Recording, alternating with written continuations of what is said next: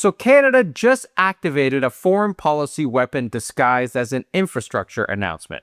Ottawa approved a $4 billion natural gas pipeline expansion in British Columbia this week, and the headlines called it an energy story, but it's not an energy story. No, it's a leverage story. Canada is building a Pacific-facing export route that structurally changes what Canada is worth to the rest of the world. And while Canada was approving that, Europe is warning about fuel shortages, and Asia is watching prices spike in real time. So, in essence, the real time of this is not accidental. There is a specific global energy crisis unfolding right now that created this window.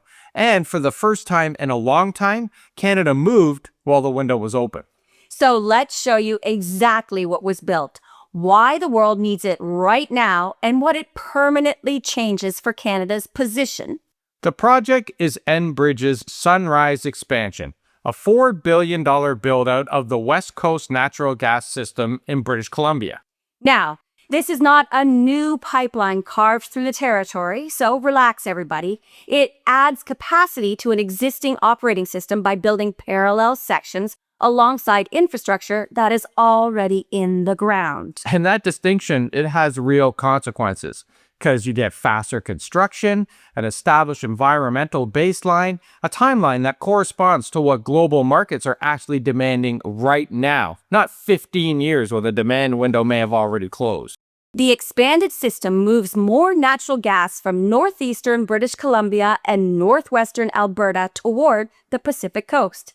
Some of it serves domestic Canadian use, like power generation, homes, industry. But the strategic piece, the piece that changes Canada's global position, well, that is what feeds into the LNG export system on the West Coast. So LNG, or liquefied natural gas, is a natural gas that's been cooled into liquid form so it can be loaded onto ships and then moved to any market on Earth.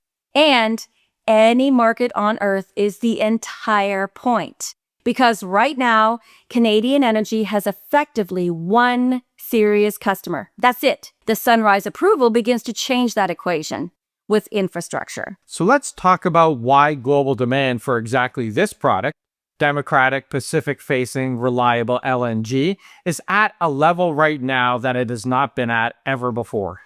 Well, as usual, it's Trump.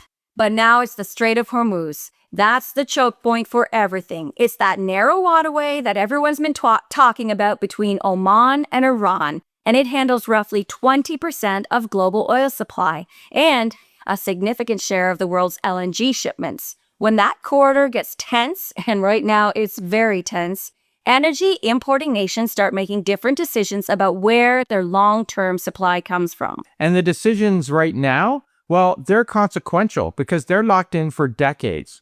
Take, for example, Europe's experience since 2022. It permanently changed how European governments evaluate energy supply. The premium that they're paying for is no longer price. It's reliability. It's governance. It is, can this supplier be weaponized against us the way Russian supply was weaponized? Well, Canada's answer to that question is structurally unique. We have a democratic government. We still follow the rule of law. We have stable institutions, reserves that are among the largest on Earth, and a Pacific export route that does not require a single shipment to pass through the world's most contested shipping lane. And that combination, democratic governance, Pacific geography, enormous reserves, is genuinely rare in the world. And rare things command a premium in a market that is actively repricing energy security. Now, Asia is the other half of this picture. Japan, South Korea, Taiwan, they're major industrial economies that are entirely dependent on LNG imports. They have been watching LNG prices spike, and a Canadian Pacific supplier is not just commercially attractive to them, it is strategically attractive. Supply diversity from a country that is not in any active geopolitical conflict with anyone, hey, that's a good idea. Yes, and here's the point that we want to hammer home, because it runs through everything else that we're going to talk about today. That would be energy security is not a long-term aspiration. Countries need reliable supply while they build toward cleaner systems. Now, that transition, it takes decades. So the demand for that bridge supply from a stable, democratic, rule of law country is real. It is documented, and it has to happen right now. To understand why this approval is significant, you have to understand what Canada failed to do the last time that this window opened. This is important. In 2013, British Columbia had more than 20 LNG export proposals on the table. The Asian markets were expanding, the global demand was there, the window was wide open. And Canada managed to let almost every single one of those proposals slip right through our fingers. Yep. Committees, environmental review cycles that outlasted market cycles, approvals that arrived after the investment capital had already committed to Texas, Louisiana, Qatar, and Australia. Those countries, they built. Canada, we produce paperwork. We became known as the red tape country, and that's not smart. So the result was a structural opportunity. One Canada was perfectly positioned to capture. That Canada didn't capture. By the time the process is finished, the contracts had been signed elsewhere, and the market, well, it moved on. But not anymore. Nope. So when we say that the Sunrise approval is a signal, that's exactly what it is. It's the Carney government signaling that the institutional calculus has completely shifted.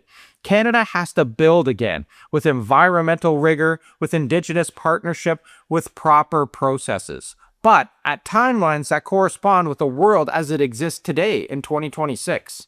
And that means fast, because the world is not pausing for internal process reviews. Global capital is mobile. Investors will commit to British Columbia, or they will commit to competing jurisdictions. Not because they prefer those places, but because projects there get built on timelines that make commercial sense. The Sunrise approval signals that Canada understands something it didn't fully act on over a decade ago. Energy is not just an industry, it's now a foreign policy. It's a trade policy. It is national security, and it's the lever that reshapes every negotiation that Canada enters. Now, unfortunately, there's a dimension of the story that gets buried in the geopolitical analysis, and it should be at the top of everyone's talking points. Yes, the Sunrise project is connected to First Nations ownership in the existing West Coast system. Cedar LNG, the export terminal that sits at the end of this supply chain, is a majority owned by the Haisla Nation. That changes the structural character of what Canada is building here. Because real partnership, and we want to be precise about what that means, it's not a consultation process. It is equity. It is revenue flowing to communities that were historically excluded from the economic value of their own territories. Exactly, and this matters strategically, not just morally. Because when European and Asian governments are evaluating Canadian LNG against supply from Gulf states, the governance record of supply chain is part of that calculation. A democratic country with Indigenous ownership embedded in the structure, with environmental standards that are legally binding, that is a differentiated product.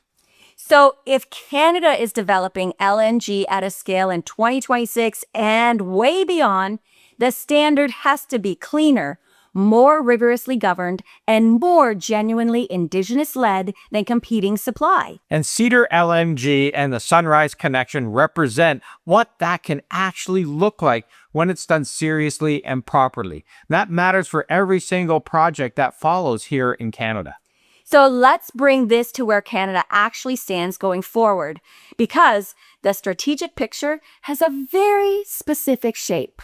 The pressure campaign from Trump and Washington has operated on one fundamental assumption: that Canada economic integration with the United States is so deep and so asymmetric that Canada's options are structurally limited, that Canada has to absorb American terms, because Canada has nowhere else to go. When Canada has a functioning Pacific LNG export route, when Asian buyers have signed long-term supply agreements, when European governments have incorporated Canadian supply into their energy secure frameworks, well, those relationships don't reverse when the political weather in Washington shifts.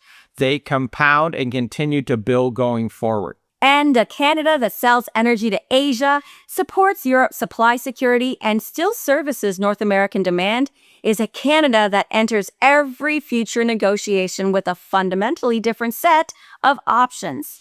You cannot apply the same pressure to a country with multiple serious markets. And Prime Minister Carney sees this. He sees it happening. It's the reason he opened the Major Projects Office. It's a reason projects like this are getting shovels in the ground this summer, 10 times faster than we used to do things. And for Canadians domestically, that means jobs in British Columbia and Alberta, tax revenue, Indigenous equity stakes that build generational community wealth, and a national economy that is structurally less fragile because it's less dependent on one single foreign decision maker. The Sunrise expansion alone is expected to add over $3 billion to Canada's GDP and create around 2,500 jobs at its peak construction. So here's what we're putting out to this community. The Sunrise approval is a signal, but Canada's history on LNG is a history of signals that never turned into ships leaving port. So, the question for you today is, does the Carney government close the loop?